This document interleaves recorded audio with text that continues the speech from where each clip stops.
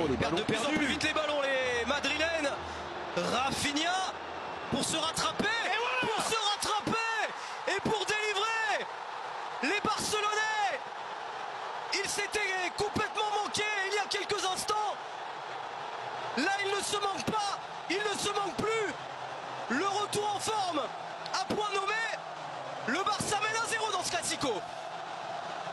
Ouais, c'est à nouveau un ballon perdu au milieu de terrain du côté du Real Madrid.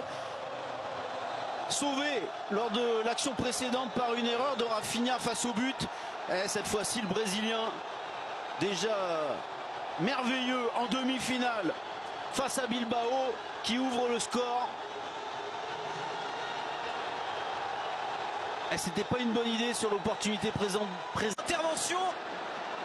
Gonzalo Garcia pour sonner la révolte. Vinicius avant la pause. L'accélération face à Jules Koundé. Vinicius sur le petit pont. Il est passé pour égaliser. Pour égaliser. Quel numéro de Vinicius. 16 matchs sans marquer. Ça datait du mois d'octobre dernier. Eh bien, elle retrouve le chemin des filets au meilleur des moments dans un Classico.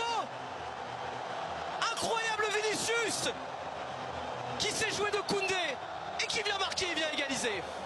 Calmez-vous, calmez-vous, provocateur comme d'habitude Vinicius Junior, mais c'est pas sûr que Florentino Pérez écoute Diego Simeone et qu'il le transfère prochainement en Vinicius Junior, parce que là il est récompensé quand même d'un début de match remarquable. Après il a disparu comme le reste de son équipe, mais en début de rencontre, l'intervention de Tchouaméni qui a permis... Oh, Lewandowski trouvé, le petit piqué et le poteau, ça va dans le bon sens pour le super sub désormais titulaire ce soir. Robert Lewandowski, ils n'ont pas mené longtemps les joueurs du Real Madrid. Robert Lewandowski redonne l'avantage au Barça juste avant la pause. Ils jouent pépère les Catalans, mais quand ils sont énervés, derrière ils jouent un peu plus rapidement et ça devient très difficile pour le Real. Là c'est encore une passe dans l'axe qui a permis à Lewandowski de se retrouver face au but. Et c'est Rodrigo qui va se charger de ce coup de pied arrêté. Gonzalo Garcia face à Pedri dans la surface de réparation. La tête d'Huysen et la barre transversale. Et Gonzalo Garcia qui égalise. Fin de première période complètement folle. Lui qui avait manqué son geste tout à l'heure face à Johan Garcia. Là il a repris ce ballon comme il le pouvait. Le jeune attaquant de 21 ans qui supplée Mbappé ce soir. De partout. Un Classico comme on les aime. Alors on va revoir sans doute le sauvetage extraordinaire de Rafinha dans un premier temps. Fiori rentré en jeu. Ouais, il se dirige vers son banc de touche. Ferran Torres. Olmo, Torres. Rafinha. La frappe contrée. La frappe contrée. Une déviation sur un doublé de Rafinha. Avantage repris pour le Barça. On va revoir cette situation parce qu'il semblait dans un premier temps bien parti Courtois.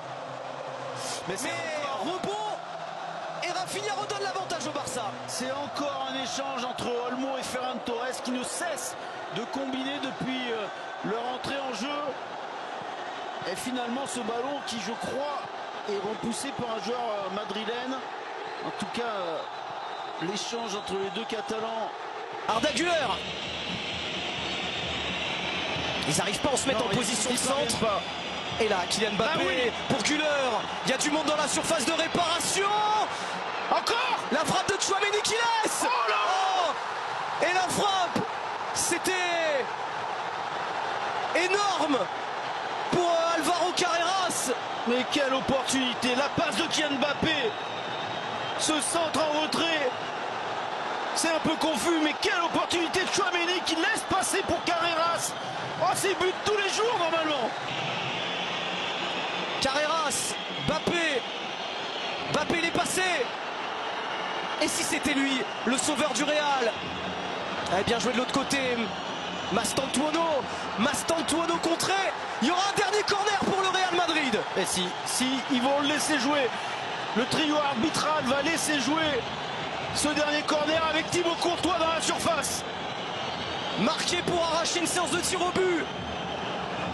Marqué pour empêcher le Barça de conserver la Super Coupe d'Espagne. Hyston n'est plus là, mais il y a encore de la taille du côté du Real. Il y a les 2 mètres de Thibaut Courtois désormais.